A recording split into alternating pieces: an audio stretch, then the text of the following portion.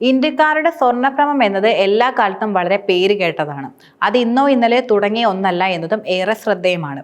പതിറ്റാണ്ടുകളോ നൂറ്റാണ്ടുകളോ ഇതിനായി പറയുവാൻ കഴിയും. എന്നാൽ പുരാണങ്ങൾ എടുത്ത് നോക്കുകയാണെങ്കിൽ അവിടെ മുതൽ നമുക്ക് സ്വർണത്തോടുള്ള ഇന്ത്യക്കാരുടെ താല്പര്യം കാണുവാൻ കഴിയും. ഈ ഇഷ്ടം വെറുതെ ഉണ്ടായതല്ല. ഇവിടെ കല്യാണങ്ങൾക്കും മറ്റും വിശേഷ അവസരങ്ങൾക്കും നമുക്ക് സ്വർണം ആവശ്യമായിട്ടുള്ള ഘടകമാണ്. പക്ഷെ പണ്ടത്തെ കാലമല്ല ഇതെന്നും എല്ലാവർക്കും വ്യക്തമായി തന്നെ അറിയാം. അതിന്റെ ഏറ്റവും വലിയ ഉദാഹരണമായി പറയാൻ കഴിയുക സ്വർണ്ണവിലയിൽ ഉണ്ടായിരിക്കുന്ന മാറ്റമാണ്. കഴിഞ്ഞ 1-2 വർഷങ്ങൾക്കിടയിൽ വന്ന മാറ്റം പോലും അത്രയ്ക്കും വലുതായിട്ടാണ് നിലനിൽക്കുന്നത്. ആഗോളതലത്തിൽ ഡിമാൻഡ് വർദ്ധിച്ചതും അതുപോലെ ചില ഭൗമരാഷ്ട്രീയ വിഷയങ്ങളും ഒക്കെ ഇതിന് ഇടയാക്കിയിട്ടുണ്ട്. നിലവിലെ സ്ഥിതി പരിശോധിച്ച് നോക്കുമ്പോൾ സ്വർണത്തിൻ്റെത് വളരെ ഉയരത്തിലാണ് നിലനിൽക്കുന്നത്. മാത്രമല്ല അക്ഷയതൃതീയയിൽ 8 ഗ്രാമിന്റെ 24 ക്യാരറ്റ് സ്വർണ്ണ നാണയത്തിന് ഏതാണ്ട് 55,000 രൂപ വിലയായിരുന്നു. പക്ഷേ ഇപ്പോൾ അത് 83,000 എന്ന നിലവാരത്തിലേക്ക് വന്നു.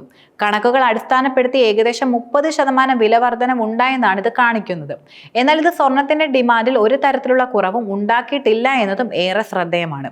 പക്ഷേ ഇത്രയും കൂടിയ വിലയിലും ആഭരണങ്ങളാലും അല്ലാതെയും സ്വർണം വലിയ രീതിയിൽ വിറ്റഴിക്കുകയും ചെയ്യുന്നുണ്ട്. പക്ഷെ ഇന്ത്യക്കാരുടെ വാങ്ങൽ രീതികളിൽ മാത്രം ചെറിയൊരു മാറ്റമുണ്ട്. അത് പക്ഷെ പലരും ശ്രദ്ധിക്കാൻ സാധ്യത കുറവുമാണ്. ശുദ്ധ സ്വർണത്തിന് തന്നെ വലിയ വിലയാണ് ഈ കാലത്ത് നിലനിൽക്കുന്നത്. ആഗ്രഹിച്ച രീതിയിൽ ആഭരണം സ്വന്തമാക്കാൻ കയ്യിൽ നിന്ന് ഒത്തിരി കാശ് മുടക്കേണ്ട അവസ്ഥയാണ് ഉള്ളത്. അതിനുള്ള പ്രധാന കാരണം നമ്മൾ താല്പര്യപ്പെടുന്ന രീതിയിൽ വാങ്ങുമ്പോൾ ആഭരണങ്ങൾ കൂടുതൽ ചെലവേറിയതായി മാറും.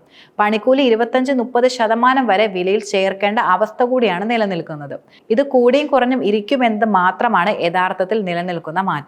ഇത് പ്രധാനമായും ഉണ്ടായിരിക്കുന്ന മാറ്റം പഴയ സ്വർണം കൊടുത്ത് പുതിയത് വാങ്ങുക എന്നത് മാത്രമാണ്. കുതിച്ചുയർന്ന വിലകൾക്കനുസരിച്ചുകൊണ്ട് ആയിരിക്കാം ഉപഭോക്തൃ പെരുമാറ്റത്തിൽ ഈ മാറ്റമെന്നാണ് നിലനിൽക്കുന്ന സൂചനയും. കൂടുതൽ വാങ്ങുന്നവർ പഴയ ആഭരണങ്ങൾ പുതിയവയ്ക്ക് പകരം വിൽക്കാൻ തിരഞ്ഞെടുക്കുന്നു. 40-45% വാങ്ങലുകളിലും ഇപ്പോൾ ഏതെങ്കിലും തരത്തിലുള്ള കൈമാറ്റം ഉൾപ്പെടുന്നുവെന്നാണ് റിപ്പോർട്ടുകൾ പ്രധാനമായിട്ടും ചൂണ്ടിക്കാണിക്കുന്ന കാര്യവും.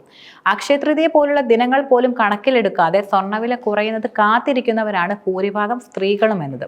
അതിനാൽ അവർക്ക് മുൻപിലുള്ള ഏക ഓപ്ഷൻ കയ്യിൽ നിന്ന് പണം മുടക്കാതെ പഴയ സ്വർണം കൊടുത്ത് പുതിയത് വാങ്ങുക എന്നത് മാത്രമാണ്. മാത്രമല്ല ഇതിൽ നിന്ന് കുറഞ്ഞ വിലയിലുള്ളവയാണ് കൂടുതലും സ്ത്രീകൾ തിരഞ്ഞെടുക്കുന്നത്. പലരുടെയും കയ്യിലും ഒരുമിച്ച് മുടക്കാൻ പണം ഉണ്ടാവില്ല എന്നതും പഴയ സ്വർണം മാറ്റി വാങ്ങാൻ പ്രേരിപ്പിക്കുന്ന ഒരു പ്രധാന ഘടകമാണ്.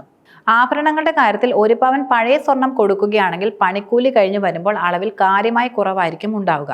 അതല്ലെങ്കിൽ പണിക്കൂലി പ്രത്യേകമായി നൽകിയാൽ മാത്രം മതി. എന്നാൽ ഇത് വലിയ ഭീമമായ ബാധ്യത വാങ്ങുന്നവരിൽ ഉണ്ടാക്കുകയുമില്ല.